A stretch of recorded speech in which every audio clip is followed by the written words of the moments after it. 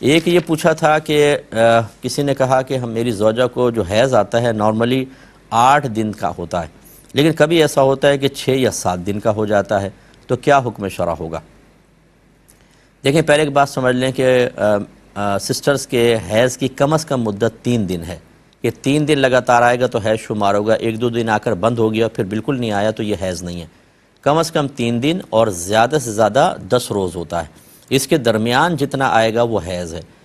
پھر اگر کوئی ایک مخصوص عادت ہے، یہ 6 دن ہی آتا ہے 8 دن، تو ہم کہیں گے یہ عورت کی عادت ہے، یعنی وہ عادت کے دن کہلائیں گے۔ ایک دفعہ بھی جیسے فرسٹ ٹائم آیا 8 دن کا تو ہم کہیں گے یہ عورت کی عادت 8 دن کی ہے۔ اب اگر لگاتار 8 دن آ رہا ہے تو ہم کہیں گے عادت پر قائم ہے۔ لیکن اگر فرض کر لیں اگلی دفعہ 9 دن کا آ گیا، 8 دن ہوئے، عورت نے سوچا میں شاید پاک ہو جاؤں گی، لیکن 9ویں دن پھر آ گیا، تو ہم کہیں گے عادت بدل گئی،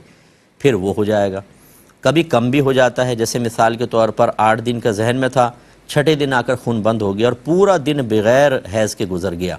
پورا دن 1 دن اور 1 رات پورا گزر گیا اور حیض نہیں آیا، تو ہم کہیں گے عادت بدل گئی۔ اب یہ 8 سے 6 دن کی عادت ہو گئی، لہذا عورت کو چاہیے غسل کرے، جب پورا دن گزر جائے غسل کرے اور نماز سٹارٹ کر لے، بلکہ جو دن گزرا ہے سمجھ لیں وہ بھی پاکی کا تھا، اس کی نمازیں بھی وہ قضا کرے گی۔ لیکن چونکہ اس کو گمان تھا کہ 8 میری عادت کے دن ہے، اس لیے 6 7ویں روز اگر اس نے 6 روز نماز نہیں پڑھی، 1 دن چھوڑ دیا، تو اس میں گناہگار نہیں ہوگی، لیکن بہرحال اس کی قضا ادا کرنی ہوگی۔ تو خلاصہ کلام یہ ہے کہ اگر اس طرح دن چینج ہوتے رہتے ہیں تو یہ لکھا ہے فقہا نے کہ جو لاسٹ منتھ میں جو تھا جتنے دن، اگلے منتھ اتنا سمجھ لیں وہ اس کی عادت شمار ہوگی۔ مثال کے طور پہ کسی کی عادت قائم نہیں ہے، 6 دن آیا، اگلے مہینے 7 دن، پھر اس سے اگلے مہینے 5 دن آ کے بند ہو گیا، پھر اس سے اگلے دن 9 دن آیا، تو اب اگلے مہینے میں وہ کس چیز کا حساب کرے گی، کون سا؟ تو بس جو پچھلے مہینے تھا اس کا، یعنی پچھلے مہینے اگر 9 دن آ کے بند ہوا تو ذہن میں رکھے کہ 9 دن، لیکن فرض کر لیں کہ اب بیچ میں اس سے اگلے مہینے 6 دن آ کر پورا دن اس کے بعد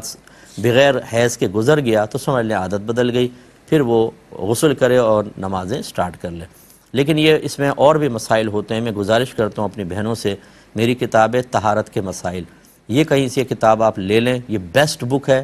تمام پاکی ناپاکی صفائی وغیرہ سے متعلق ایک بہت اچھی کتاب ہے، آپ اس کو لیں اور گھر میں رکھیں اور ہماری بہنیں مطالعہ کریں۔ ہماری خرابی کیا ہوتی ہے ہماری سسٹرز کی، کہ یہ حیض کے مسائل نہ تو کسی عالمہ سے سیکھتے ہیں اور نہ کسی اچھی دینی کتاب کو پڑھ کر، بلکہ کون سکھاتا ہے؟ امی، خالہ، دادی، نانی، بڑی بہنیں یا سہیلیاں، ان سے حیض کے مسائل جمع ہو جاتے ہیں، اور یہ سب کے سب جو ہیں مسائل کے معاملے میں بعض اوقات ناقص اور ادھورے ہوتے ہیں، اور وہی بچے سیکھ رہے ہوتے ہیں۔ تو مجھے حیرت ہوتی ہے کہ بعض بہنیں ایج کتنی ہے جی 40، اور حیض کا بالکل بنیادی کویسچن کر رہی ہوتی ہیں۔ اس کا مطلب ہے کہ جو مسائل آپ کو 9 سال کی عمر سے پہلے سیکھ لینے چاہیے تھے، آپ 40ویں سال تک بھی نہ سیکھ سکیں،